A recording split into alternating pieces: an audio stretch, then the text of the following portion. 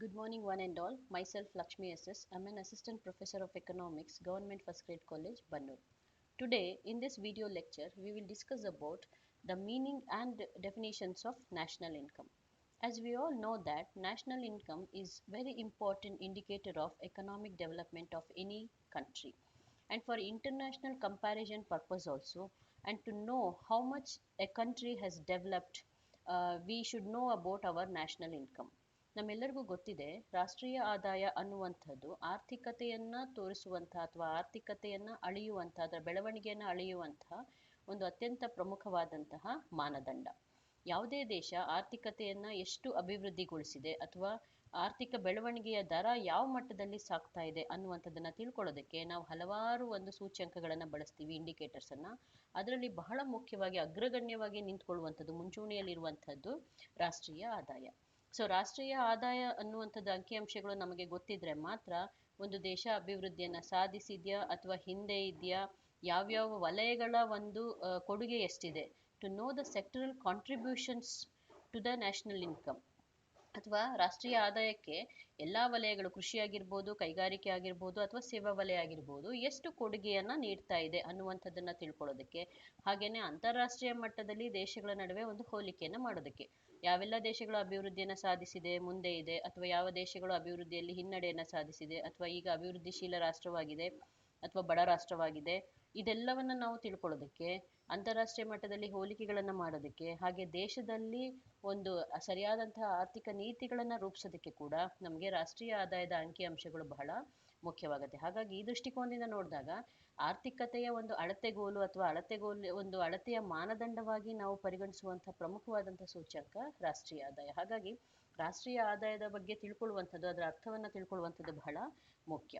So here if we consider the meaning of national income, the labor and capital of a country acting on its natural resources produce annually a certain amount of goods and services is called national income of the country.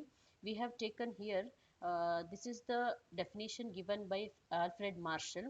So generally what we can define national income as, it is the total market value of all final goods and services produced in the economy in a year. So ಇಲ್ಲಿ ಮೊದಲನೇದು ನಾವೇನು labour and capital of A country acting on its natural resources ಅಂತ ಏನು ನಾವಿಲ್ಲಿ ಒಂದು ಅರ್ಥವನ್ನು ತೆಗೆದುಕೊಂಡಿದ್ದೀವಿ, ಇದು Alfred marshal ರವರು ಕೊಟ್ಟಿರುವಂತಹ ಒಂದು ವ್ಯಾಖ್ಯೆ ರಾಷ್ಟ್ರೀಯ ಆದಾಯಕ್ಕೆ. ಒಂದು ವರ್ಷದ ಅವಧಿಯಲ್ಲಿ ಉತ್ಪಾದನೆ ಆಗುವಂತಹ ಎಲ್ಲ ಸರಕು ಮತ್ತು ಸೇವೆಗಳ ಅಂತಿಮ ಹಣರೂಪಿ ಮೌಲ್ಯವನ್ನ ನಾವು ರಾಷ್ಟ್ರೀಯ ಆದಾಯ ಅಂತ ಪರಿಗಣಿಸ್ತೀವಿ. ಒಂದು ವರ್ಷದ ಅವಧಿಯಲ್ಲಿ, ಒಂದು ನಿರ್ದಿಷ್ಟ ಅವಧಿಯಲ್ಲಿ ಅಂತ ಬಂದಾಗ, ಒಂದು ವರ್ಷದ ಅವಧಿಯಲ್ಲಿ ಒಂದು ದೇಶದ ಅರ್ಥವ್ಯವಸ್ಥೆಯಲ್ಲಿ ಉತ್ಪಾದನೆಯಾಗುವಂತಹ ಎಲ್ಲ ಸರಕು ಮತ್ತು ಸೇವೆಗಳ ಅಂತಿಮ ಹಣರೂಪಿ ಮೌಲ್ಯವನ್ನ ನಾವು ರಾಷ್ಟ್ರೀಯ ಆದಾಯ ಅನ್ನುವಂಥದ್ದಾಗಿ ಪರಿಗಣಿಸ್ತೀವಿ. It is the definition here. It is the total market value of all final goods and services produced in the economy in a year. ಅಂದ್ರೆ ಇಲ್ಲಿ ಸಾಮಾನ್ಯವಾಗಿ ರಾಷ್ಟ್ರೀಯ ಆದಾಯವನ್ನ ನಾವು ಲೆಕ್ಕಾಚಾರ ಹಾಕುವಂಥದ್ದು ಒಂದು ನಿರ್ದಿಷ್ಟ ಅವಧಿಗೆ. ಇಲ್ಲಿ ನಿರ್ದಿಷ್ಟ ಅವಧಿ ಅಂತ ಬಂದಾಗ ಸಾಮಾನ್ಯವಾಗಿ ಒಂದು ವರ್ಷದ ಅವಧಿಯನ್ನ ಲೆಕ್ಕಾಚಾರ ಹಾಕ್ತೀವಿ. ಸೊ ಒಂದು ವರ್ಷದ ಅವಧಿಯಲ್ಲಿ ದೇಶದ ಒಳಗಡೆ ಉತ್ಪಾದನೆ ಆಗುವಂತಹ ಎಲ್ಲಾ ಸರಕು ಮತ್ತು ಸೇವೆಗಳನ್ನು ತೆಗೆದುಕೊಳ್ಬೇಕು, ಸರಕುಗಳನ್ನು ತೆಗೆದುಕೊಳ್ಬೇಕು, ಯಾವುದನ್ನು ಬಿಡೋ ಹಾಗಿಲ್ಲ, ಎಲ್ಲವನ್ನ ತೆಗೆದುಕೊಂಡಾಗ ಅದರ ಅಂತಿಮ ಹಣರೂಪಿ ಮೌಲ್ಯ, ಇಲ್ಲಿ ಬಹಳ ಇಂಪಾರ್ಟೆಂಟ್ ಆಗಿ ಮುಖ್ಯವಾಗಿ ನಾವು ಪರಿಗಣಿಸಬೇಕಾಗಿರುವಂಥದ್ದು ಅಂತಿಮ ಅಂತ ಹೇಳಿದ್ರೆ ಅಂತಿಮ ಒಂದು ಅನುಭೋಗದ ವಸ್ತುಗಳನ್ನ ಮಾತ್ರ ಲೆಕ್ಕಕ್ಕೆ ತೆಗೆದುಕೊಳ್ಬೇಕಾಗತ್ತೆ. ಡಬಲ್ ಕೌಂಟಿಂಗ್ ಆಗಬಾರ್ದು. There should not be any scope for double counting. ಎರಡೆರಡು ಬಾರಿ ದ್ವಿಗಣನೆ ರಾಷ್ಟ್ರೀಯ ಆದಾಯ ಆಗಬಾರ್ದು. ಫಾರ್ ಎಕ್ಸಾಂಪಲ್, ನಾವು ಗೋಧಿ ಹಿಟ್ಟಂತ ತೆಗೆದುಕೊಂಡಾಗ ಗೋಧಿಯನ್ನು ತೆಗೆದುಕೊಳ್ಳೋದು, ಅದರ ಹಿಟ್ಟನ್ನು ತೆಗೆದುಕೊಳ್ಳೋದು, ಹೀಗೆ ಮಾಡಬಾರ್ದು. ಅಂತಿಮವಾಗಿ ಅನುಭೋಗಿ ಯಾವ ವಸ್ತುವನ್ನ ಅನುಭೋಗಿಸ್ತಾನೆ ಆ ವಸ್ತುವನ್ನ ಮಾತ್ರ ತೆಗೆದುಕೊಳ್ಬೇಕು. And in its money terms, ಅಥವಾ ಹಣದ ರೂಪದಲ್ಲಿ, ಮಾರುಕಟ್ಟೆಯ ಒಂದು ರೂಪದಲ್ಲಿ ಅಥವಾ ಮಾರುಕಟ್ಟೆಯ ದರದಲ್ಲಿ ವ್ಯಕ್ತಪಡಿಸೋದಕ್ಕೆ ಸಾಧ್ಯವಾಗುವಂಥದ್ದನ್ನ ಮಾತ್ರ. ಅಂದ್ರೆ there is no scope for self consumption.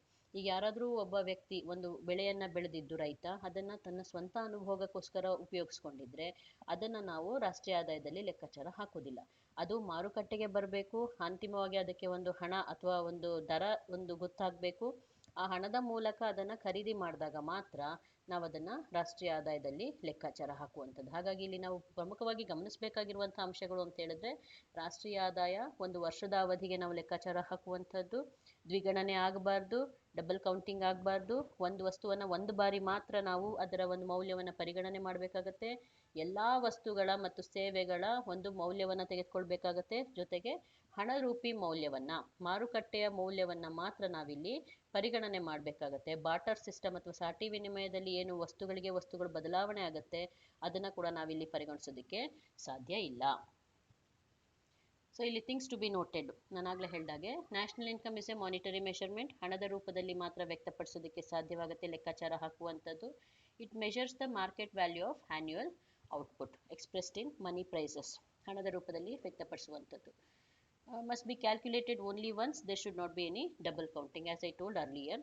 ಒಂದು ಬಾರಿ ಮಾತ್ರ ಇದರ ಮೌಲ್ಯವನ್ನು ಲೆಕ್ಕಾಚಾರ ಹಾಕಬೇಕಾಗತ್ತೆ. ಎರಡೆರಡು ಬಾರಿ ಒಂದೇ ವಸ್ತುವನ್ನು ತೆಗೆದುಕೊಂಡ್ರೆ ಅದು ಎಕ್ಸಾಜುರೇಟ್ ಆಗುತ್ತೆ ಅಥವಾ ಅದರ ಒಂದು ಮೌಲ್ಯ ಹೆಚ್ಚಾಗುತ್ತೆ.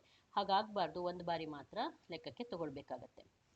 ನ್ಯಾಷನಲ್ ಇನ್ಕಮ್ಸ್ ಇಂಟರ್ಪ್ರಿಟೇಷನ್ಸ್ ಅಂತ ತೆಗೆದುಕೊಂಡಾಗ ಅದು ಇದರ ಒಂದು ಜಿಸ್ಟನ್ನು ನಾವು ತೆಗೆದುಕೊಂಡ್ರೆ, national income represents total value of production, ಎಲ್ಲ ವಸ್ತುಗಳ ಅಥವಾ ಸೇವೆಗಳ ಒಂದು ಉತ್ಪಾದನೆಯ ಪ್ರಮಾಣವನ್ನು ಲೆಕ್ಕ ಹಾಕ್ತೀವಿ.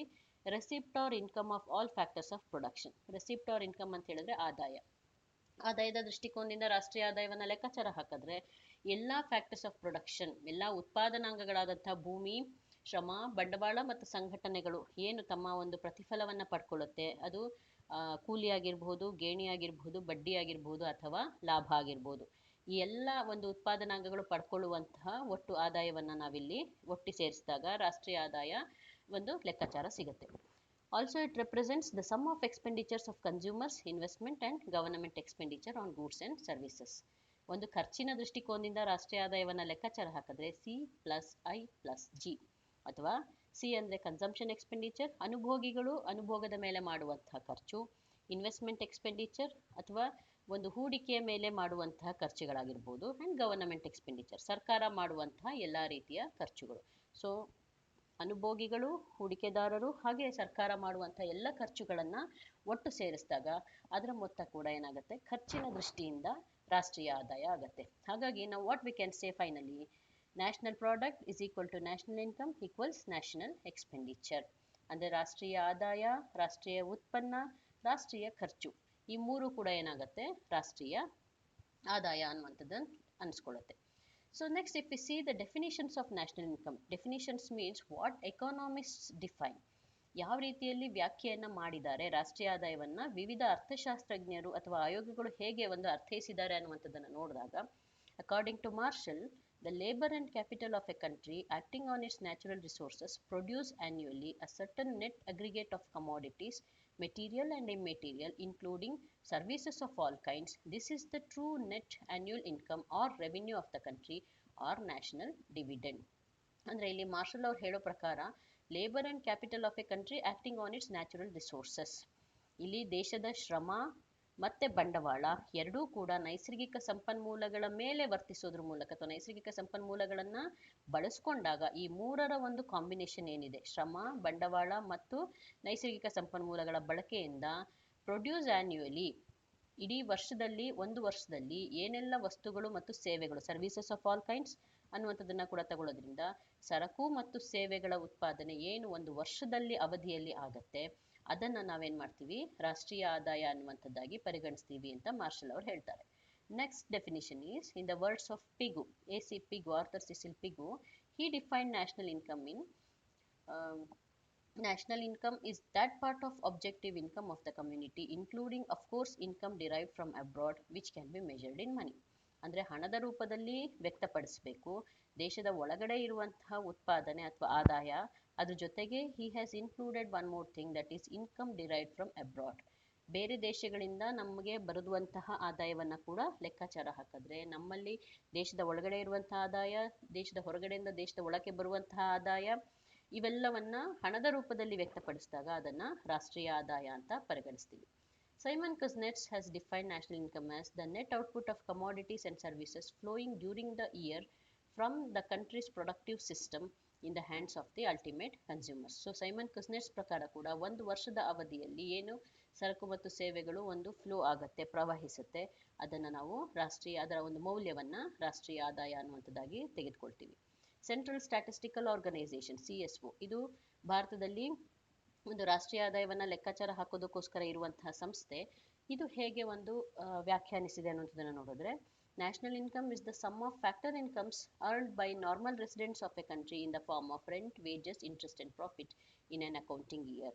ಅಕೌಂಟಿಂಗ್ ಇಯರ್ ಅಂತ ಹೇಳಿದ್ರೆ ಒಂದು ವರ್ಷದ ಅವಧಿಯಲ್ಲಿ ನಾವು ತೆಗೆದುಕೊಂಡಾಗ ಇಡೀ ಒಂದು ರಾಷ್ಟ್ರದ ಒಳಗಡೆ ಇರುವಂತಹ ಜನಗಳು, ರೆಸಿಡೆಂಟ್ಸ್ ಆಫ್ ಎ ಕಂಟ್ರಿ, ದೇಶದ ಒಳಗಡೆ ಇರುವಂತಹ ಒಂದು ಫ್ಯಾಕ್ಟರ್ಸ್ ಆಫ್ ಪ್ರೊಡಕ್ಷನ್ ಅಂದರೆ ಉತ್ಪಾದನಾಂಗಗಳು, ಏನು ಭೂಮಿ, ಶ್ರಮ, ಬಂಡವಾಳ ಮತ್ತು ಸಂಘಟನೆ, ಅವುಗಳು ಪಡ್ಕೊಳ್ಳುವಂಥ ಪ್ರತಿಫಲ, ಅವರ ಒಂದು ಆದಾಯ ಏನಿದೆ ಅದು ಗೇಣಿಯ ರೂಪದಲ್ಲಿರ್ಬೋದು, ಬಡ್ಡಿ, ಕೂಲಿ, ಲಾಭದ ರೂಪದಲ್ಲಿ, ಈ ಎಲ್ಲವನ್ನ ಕೂಡ ಒಟ್ಟಿಗೆ ಸೇರಿಸಿದಾಗ ನಮಗೆ ಸಿಗುವಂಥದ್ದು ರಾಷ್ಟ್ರೀಯ ಆದಾಯ ಅನ್ನುವಂಥದ್ದಾಗಿ ಸೆಂಟ್ರಲ್ ಸ್ಟ್ಯಾಟಿಸ್ಟಿಕಲ್ ಆರ್ಗನೈಸೇಷನ್ ಅವರು ವ್ಯಾಖ್ಯಾನಿಸ್ತಾರೆ.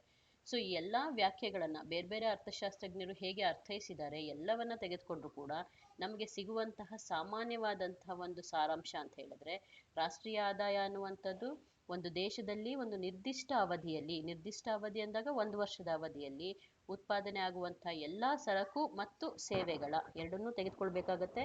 ಅದರ ಅಂತಿಮ ಹಣರೂಪಿ ಮೌಲ್ಯವನ್ನ ರಾಷ್ಟ್ರೀಯ ಆದಾಯ ಅಂತೀವಿ. ಅಂತಿಮ ಅಂದರೆ ಕೊನೆಯದಾಗಿ ಏನು ಅನುಭೋಗಿಗಳು ಅನುಭೋಗಿಸ್ತಾರೆ, ಇಲ್ಲಿ ಡ್ಯುಯಲ್ ಕೌಂಟಿಂಗ್ ಇರಬಾರ್ದು ಅಥವಾ ಎರಡು ಬಾರಿ ಗಣನೆಗೆ ತೆಗೆದುಕೊಳ್ಬಾರ್ದು, ಕೌಂಟ್ ಆಗಬಾರ್ದು.